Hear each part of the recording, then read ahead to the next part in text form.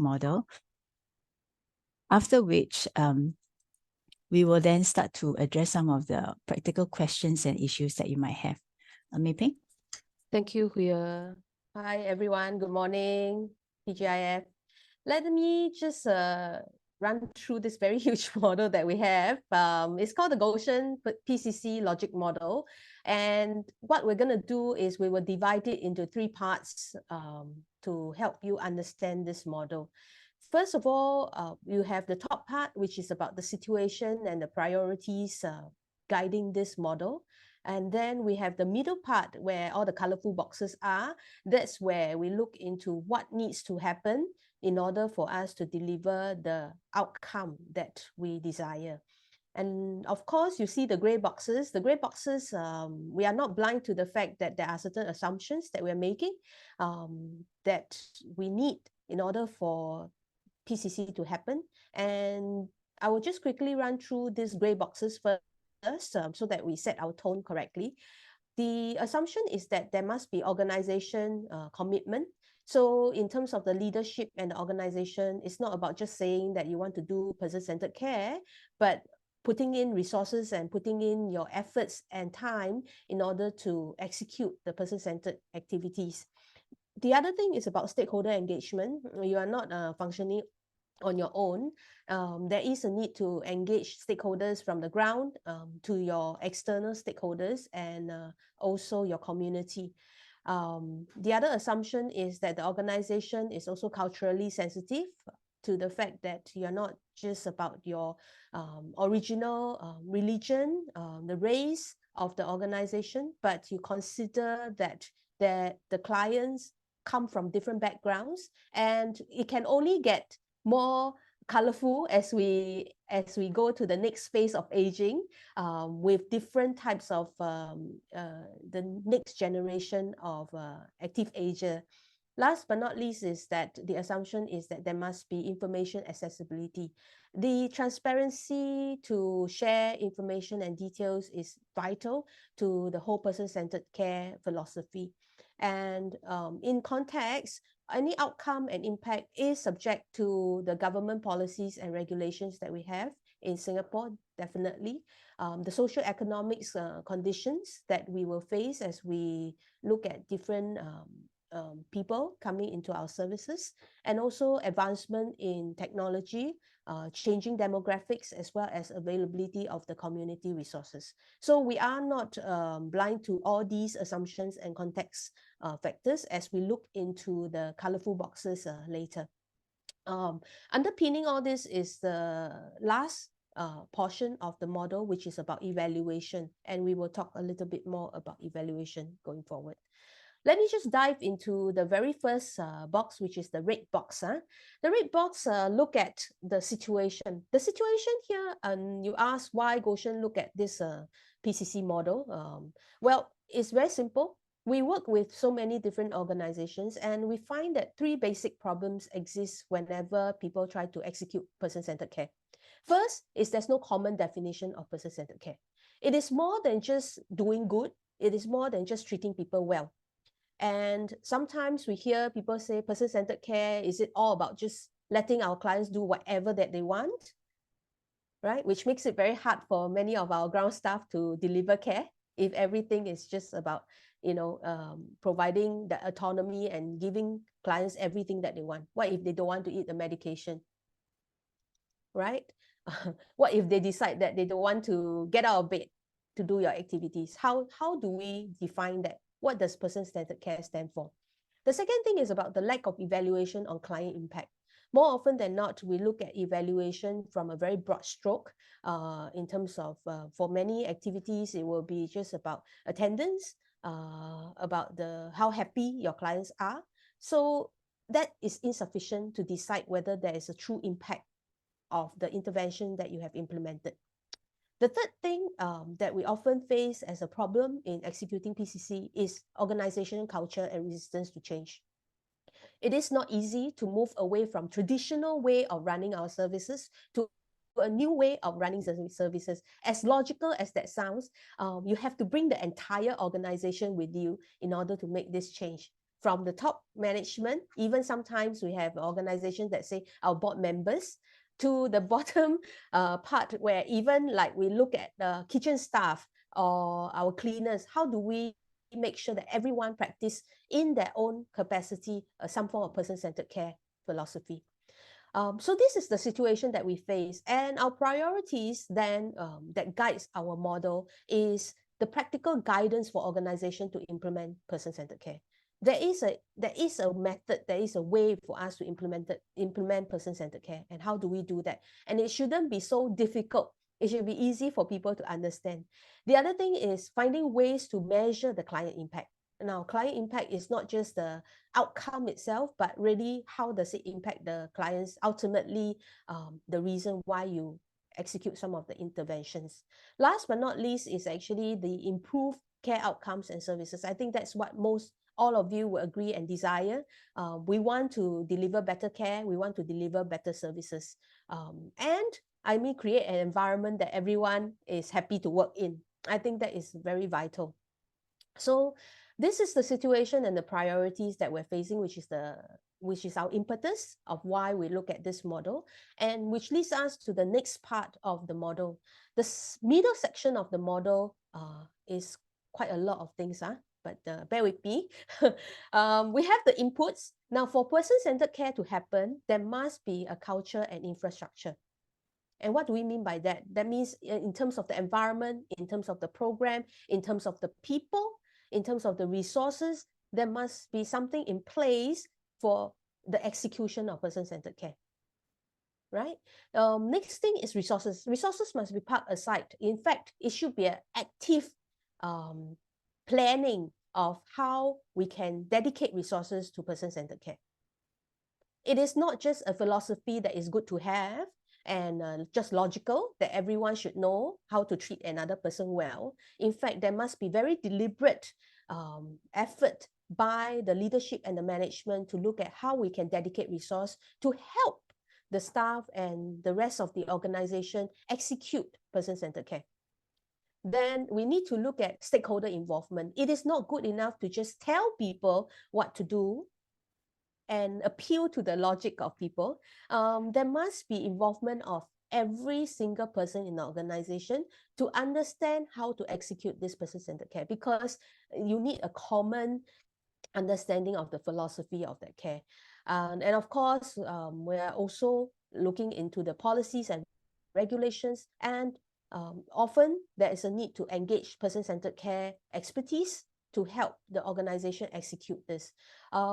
We are also going into the era of technology and high-tech solutions. So how do we engage these high-tech solutions and technology to execute the person-centered care activities? And last but not least, person-centered care cannot happen, and the journey will be you will be quite stuck if you don't look at data and information. You must have various data points for you to decide whether the outcomes and the impact is happening or not. And that is what I would say a good steward of the resources. You're all from a volunteer organization, and it is important then for us to decide, hey, all this money that we're putting in, is it creating the impact that we are asking for? I will talk more about the activities. That's our focus today. Then what are some of the intervention activities? Is divided into 3 portions: design, develop, build capabilities, and last, implementation and integration. Now, the outcome and output is nothing scientific. We will be looking at output in terms of what are some of the deliverables. There should be a comprehensive and tailored model of care. We'll talk a little bit more about it later. And also your staff, the team must be competent in person-centered care, right? So some of you may be asking, what do you mean by competent in person-centered care? We will also talk about that. There must be alignment in terms of your workflows. The workflows cannot be just what nursing thinks about, what therapy thinks about. It has to be consolidated, it has to be collaborated so that the workflow makes sense to everyone in the organization. And last two is actually individualized care plan and holistic assessment of the care outcomes. Now, in terms of the outcomes, is once again very straightforward. Is making sure there is improved well-being. Not just that, there's also empowered seniors, collaborative care, and not just in silos, and also enhanced communication and improve client and staff satisfaction. Ultimately, what we want to do is to create a ethical and person-centered culture in your organization, and also making sure that the overall work environment makes sense to people, as we all have selected a job that is not the easiest and sometimes quite thankless. So we want to make sure that if we have to spend 8 hours at work or more for many of you, then why are we doing this? So we need to make sure this environment works for everyone. Okay, so let's not just think about person-centered care as appealing to the logic of every single individual, because we come from multicultural background. What is person-centered to you may not be person-centered to another person. Okay, now let's move very quickly into the activities. Now, I've mentioned there are three portions, right? Three portions to activities or interventions. First is about design and develop. The objective of designing and development is as follows: making sure that the organization articulate its goals, direction, and priorities. There are many things you can do in person-centered care. And we cannot just appeal to what is good for individual clients. How are we going to use the resource? How can we effectively use the resource if we have to tailor every single thing?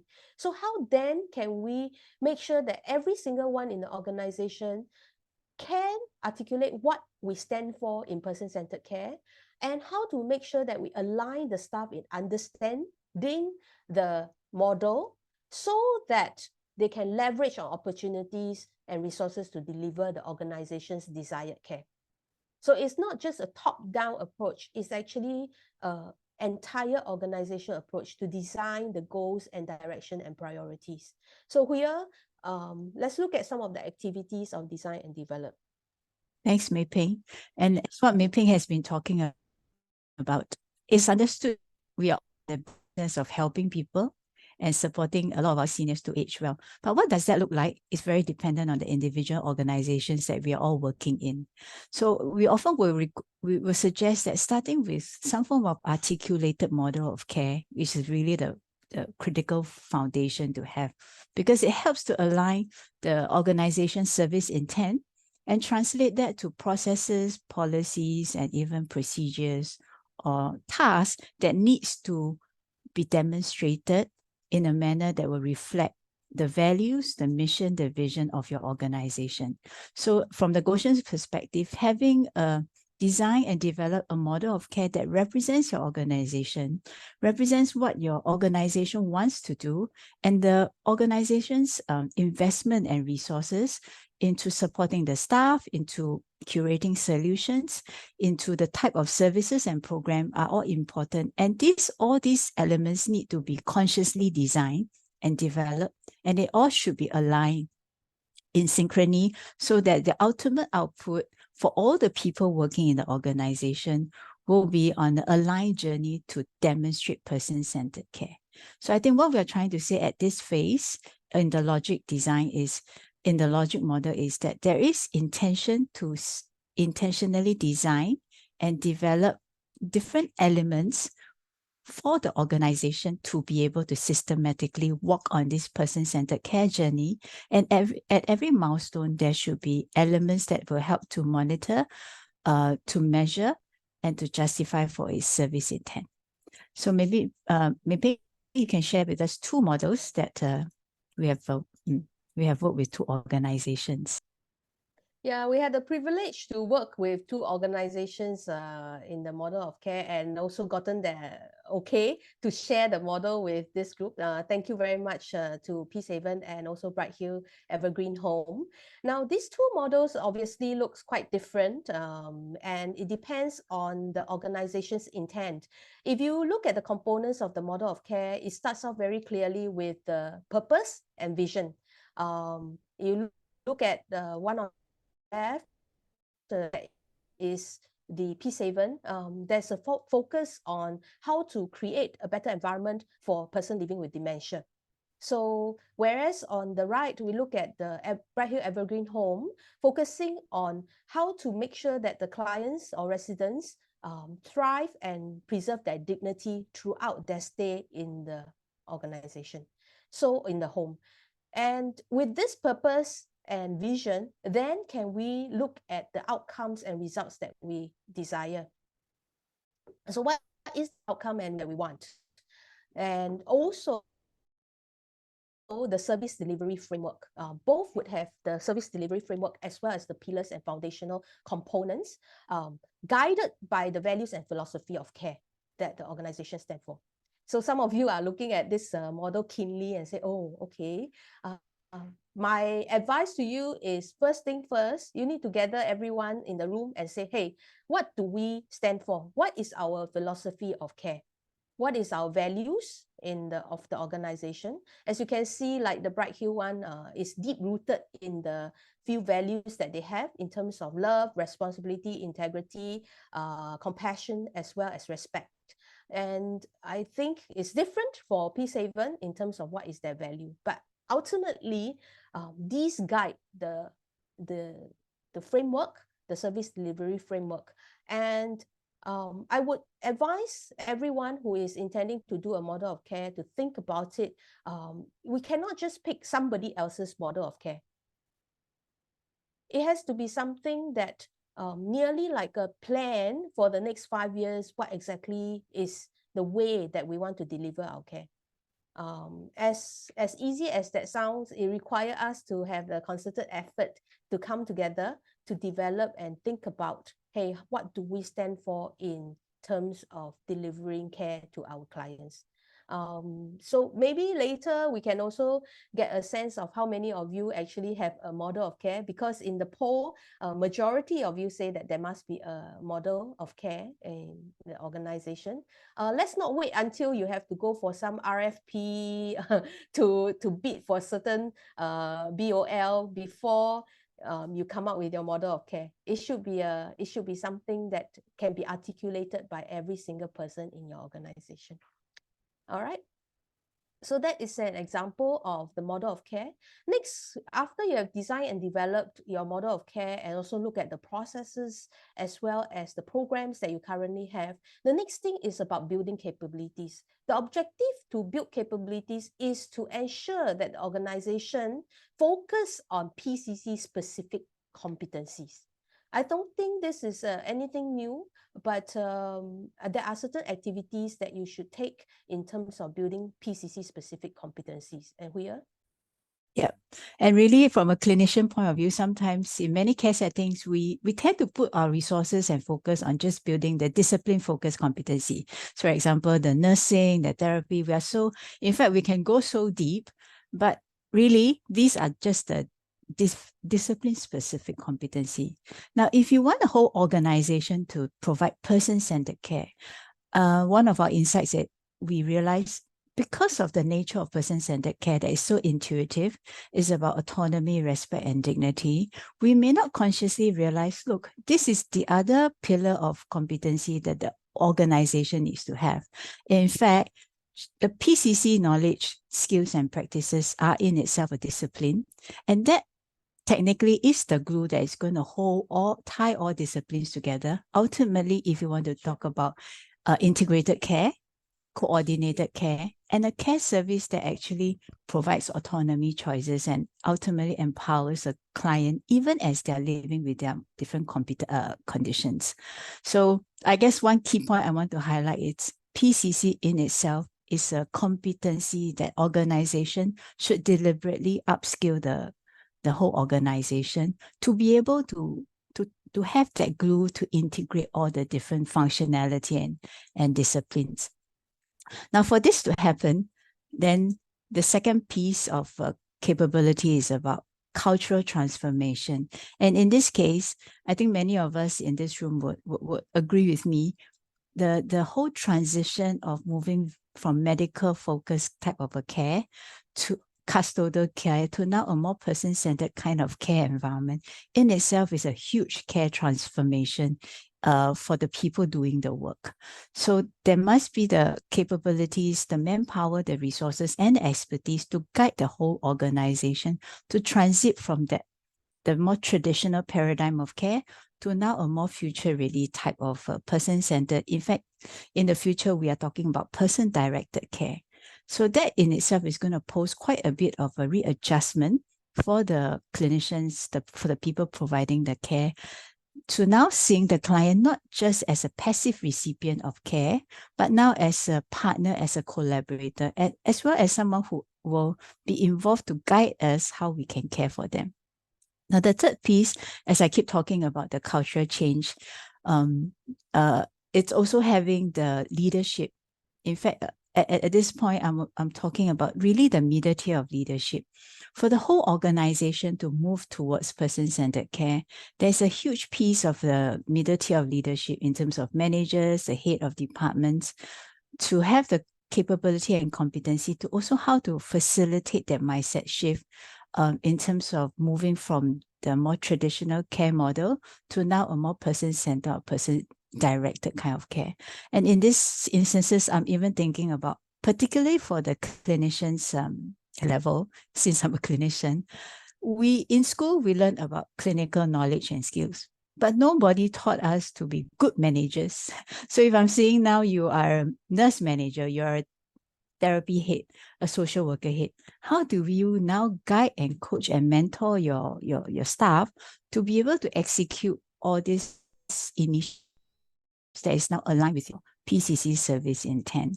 So I would now even articulate these are very clear competency that I think there's opportunities to step up so that now you create a middle tier of leadership that can advocate and perpetuate this whole journey in a more person-centered service delivery, right? You think? Yeah, I cannot agree more. And I think in terms of training, let's not just think about training in terms of like helping a person how to drive a car.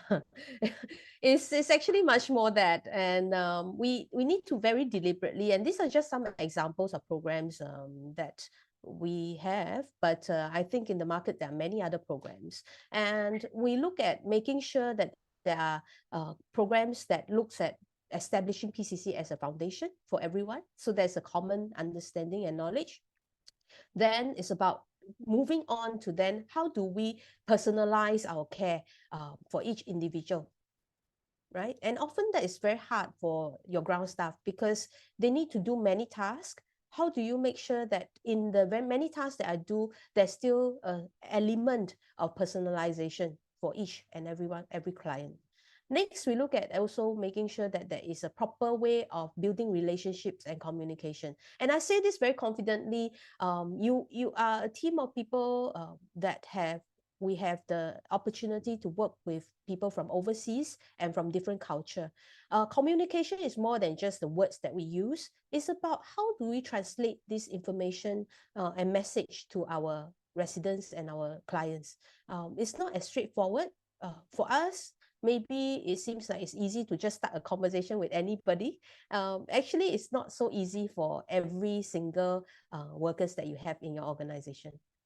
So how do we make sure that we build that capability to build relationship and also the ability to communicate with the residents and clients?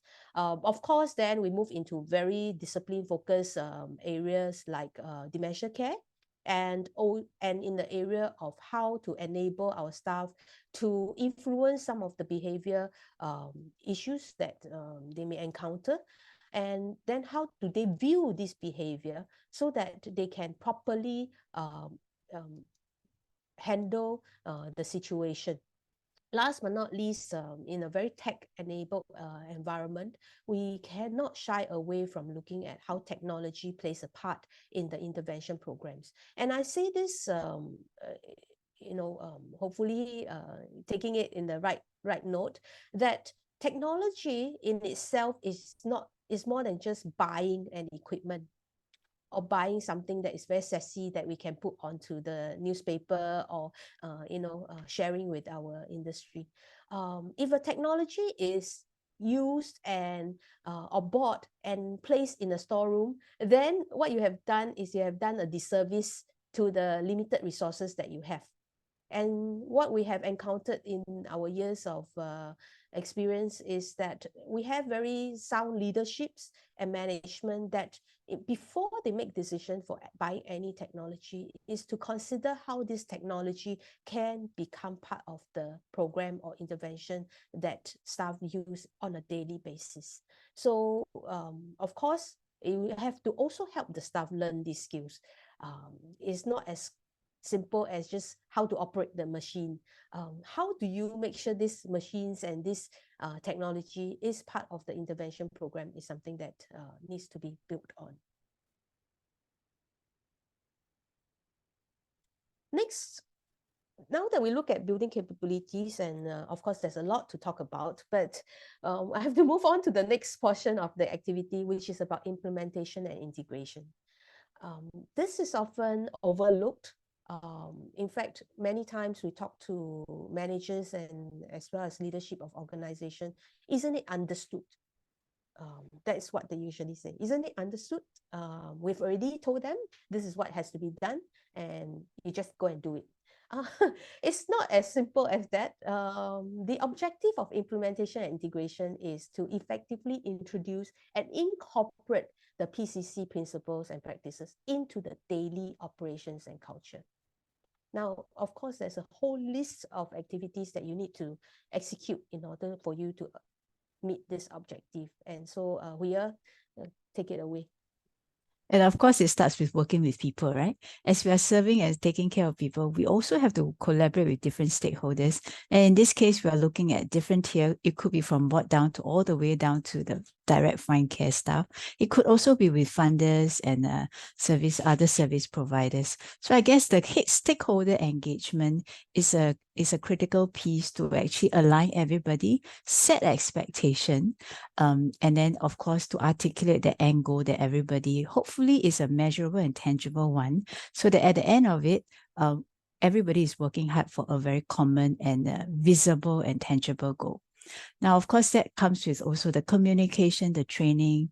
I cannot undermine the alignment of policies and processes. And in terms of implementation, the way the project is managed, integrated to your daily operations, as well as monitored and supported with appropriate resources. I mean, one of the things I hear a lot in our sector is we don't have enough time, we don't have enough money, we don't have enough people. But the fact is every day we still have to take care of the people who live in that space that we are at. So the question now is, how do we now, with whatever resources that we have, work towards some form of a measurable outcome that we can also help to couple of things. Ask for more resources, because if you can justify your existence with the outcome of your initiatives and project, you are then able to convince more people to invest into your cause. So that encourages collaboration among team members, as well as that continuous monitoring and evaluation, which as a practitioner in the sector, I realized that is often, the teams are often quite quick to kickstart. Okay, let's start this. This looks like a good new thing that we should do for our services and for our clients. But we may not often be quite focused on monitoring to make sure after the project is completed, it becomes part of your status day-to-day operations. So sustaining that project is really a critical piece. The other bit is also articulating the impact. Who is monitoring? What have we achieved at the end of it? And how can we now roll out? Sorry, I know I sometimes sound like a funder, but I realize as we work more in the sector, if we don't have data, we don't have evidence to justify the good work that you're doing, then it's very hard for us to seek for more resources to continue and support the organization to continue this journey. Yeah, thanks, Huya. And I mean, we share with you our secret lah. Our secret and approach to implementation and integration is very straightforward, but it requires hard work lah. Key is about making sure that there is an ongoing on-site coaching and guidance. So from the leadership to the middle tier of managers, what is important is you must be part of the day-to-day operations. You must do your walks, you must do your rounds, you must coach and you must guide the staff. It is not good enough to just put them in the classroom and then learn and then that's it, and expect them to be able to do the work. As I've mentioned, until you see the way that things have to be done on a daily basis, there's a lot of things that has to be done. And how do we make sure all these tasks, from the simplest to helping a person eat, mealtime, feeding, shower, how do we make sure that there is a way and guide the team to deliver it in a person-centered manner? And it's more than just being gentle and friendly to the person. All right. Next thing is reviewing the process. In our area of work, what we do is we often tell the management that we must involve every single representative across the organization in the whole review of the processes. It is not good enough if we just have the director of nursing or nursing manager. We need to go down to the healthcare associates, attendants, to help us understand at each juncture of the process what is being done. Now, it is not an easy endeavor. It does require efforts. It does require you to think through and gather the people to be able to understand the whole entire work process. And of course, as I'm speaking now, I think of organization in this picture. You will see Bright Hill Evergreen Home. The leadership has been very committed in making sure that every single person in the organization was involved in the entire process review and guided through in the whole implementation, including the CEO herself, who is in this call as well. There's also client-focused case discussion. Now, what is important is to help the staff understand what's involved and the impact of their intervention. We need to use case discussion method to help them see the impact. And the key here is not about medical focused type of case discussion. It is about looking at the client's perspective, implementing the PCC principles into this entire case discussion. And it has to be across the various disciplines. It's not just whether is it just nursing or therapy. It has to come with social work. It has to come together with sometimes with the doctors and also with the nursing and also rehab team. Last but not least, just making sure that I don't get into this motherhood statement is about change management. Change management is critical. It is a skill on its own. And how we do it is we just have the know-how to actually build collaboration across the different type of staff, the different levels of staff, and also engaging them at all levels and communicating with them throughout the whole change management process. Last but not least is also about piloting and evaluating. Do not roll out project and just roll out in one big bang. Always do pilots. Pilot, evaluate, help the team understand how the impact, what is the impact, and then the team can take it forward to implement to the rest of the organization. So this is very critical, and we thought we'll just share with you how we normally do it so that you can also take it as a point of learning and see how you can do it with your organization. Now, I've come to the last part of the model, and that is the big portion of evaluation. The objective of evaluation is to assess the effectiveness and quality and impact of the person-centered care initiatives. And there are a few activities that we need to take note when we are doing evaluation. Now, in evaluation, of course, in terms of the back-end operations, I think measurements become a bit more straightforward in terms of KPIs, right? Often it's countable, it's measurable kind of operations needs. But one of the challenge in person-centered care work is really evaluating the impact on our client, because the nature of our clients these are people with medical condition, with cognitive impairment, and they can't do the usual customer satisfaction survey to let you know how happy they are with your service. So one of the key things that is critical, it's about defining appropriate and measurable outcomes. And that is the bit, particularly for people with mental capacity issues. How do we know the way we are taking care of them satisfy their needs and they're actually happy receiving that? So that is a key critical piece in terms of evaluation, where you define appropriate and measurable outcomes. So after identify the way that will be interpreted by them as satisfaction, how do we now find the right methodology and the tools to actually gather those data before we can analyze and interpret that according to their needs and the findings and the pattern. Now, ultimately, at the end of this evaluation, critical milestone is about generating data, generating insights to inform and guide us as service providers. What is it that our customers or our clients need, and what is their way of telling us that they're happy with our service? And can I have the next slide, please, Sharon? Which leads me very aptly into this. Some of you are already familiar with our Goshen PCIO tool. And this is a tool that we've developed since 2015, really because there is a gap in the market in terms of speaking up for the users of the service.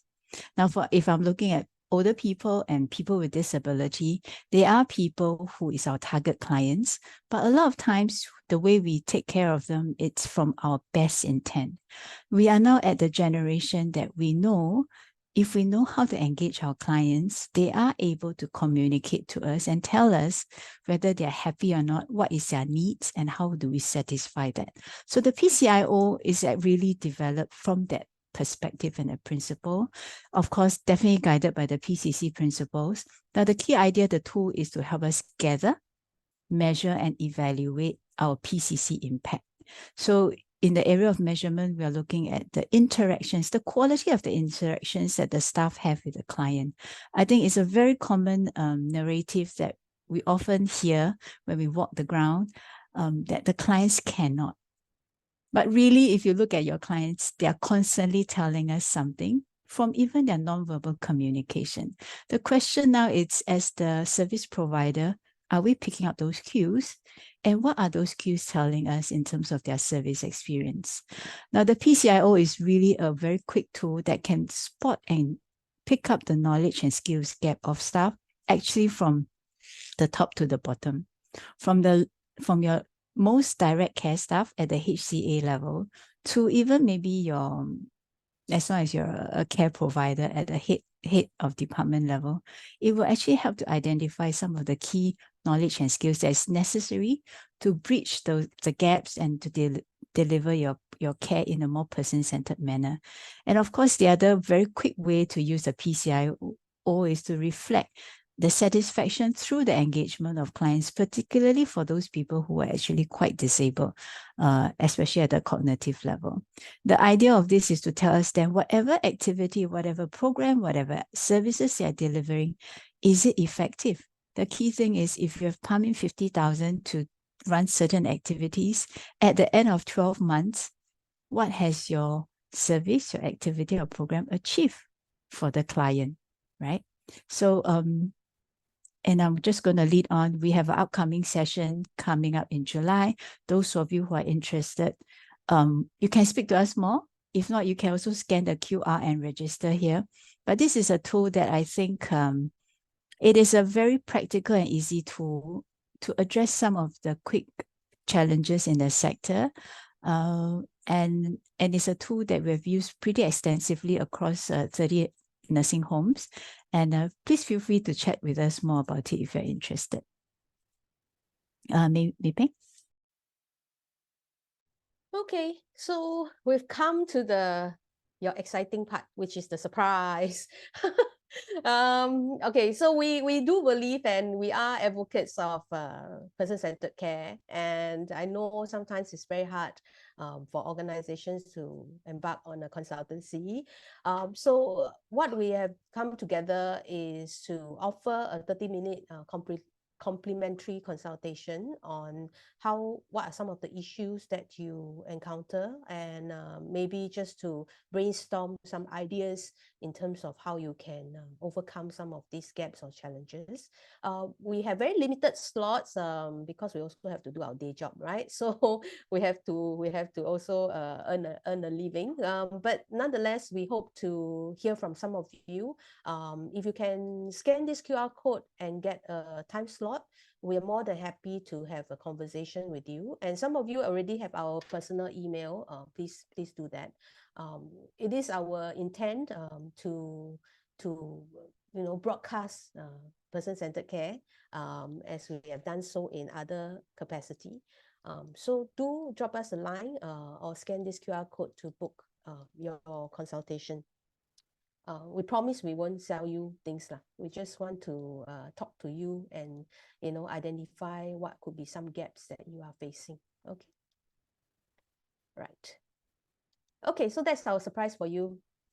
Okay, it's not at your doors, it's on the screen.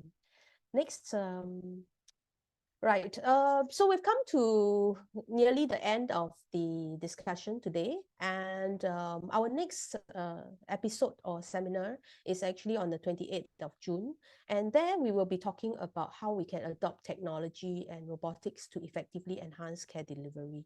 If you're interested, please sign up for this second webinar.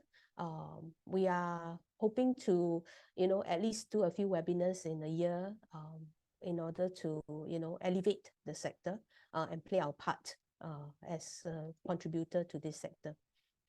We also earlier on share with you the PCIO course. Some of you have attended this course before. This course is you can actually, we do it in collaboration with Peace Haven Academy, and you can actually tap on CCTG fund to subsidize for the course fee. Okay. Right, so come to the Q&A. I realize there's no question. Either we're very clear or we have spoken too much and you all cannot understand what we're talking about. We'll take any questions that the team here has. Any questions at all? Or you're too lazy to type in, is it? Okay, why not? Why don't we do this? Today we have about 20-something people only. So perhaps any one of you have a question that you want to pose verbally, or any comments that you have regarding what we've shared.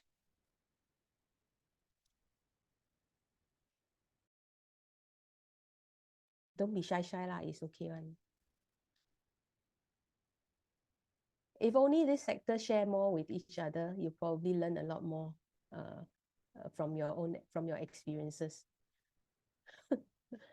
Any questions or any comments?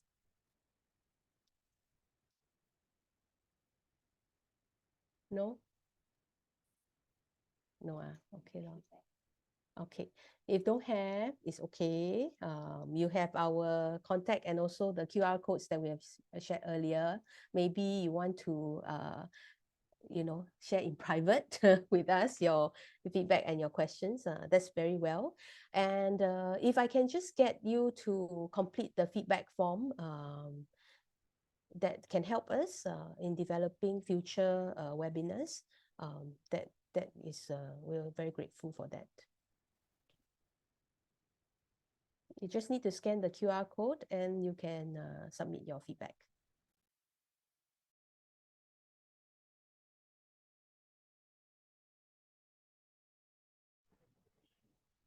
Hi, sorry, good morning. I think we can't access the feedback form. Oh, you can't access. Oh. I think we need some permission or something. Oh. Yeah, I know it's split. Let me resend the form to you guys. Thanks, Thank you. Aisha.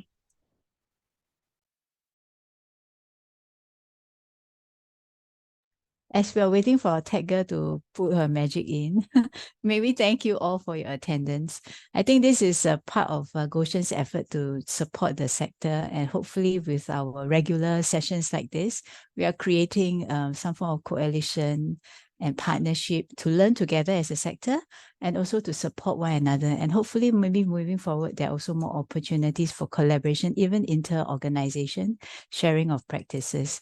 I think that is one good way to help us all uplift this sector and maybe keep ourselves all energized and motivated. So as we are waiting for Sharon to work all this out, thank you very much. I know this some of you is the first time you're meeting us, so a bit shy lah. So maybe second round, third round, we can be more verbal and vocal in our sharing. Thank you. Sharon, any news?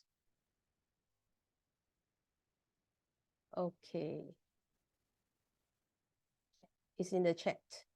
Could I get you to just click on the link to submit your feedback? Thank you very much. Sorry for the hiccup on the QR code.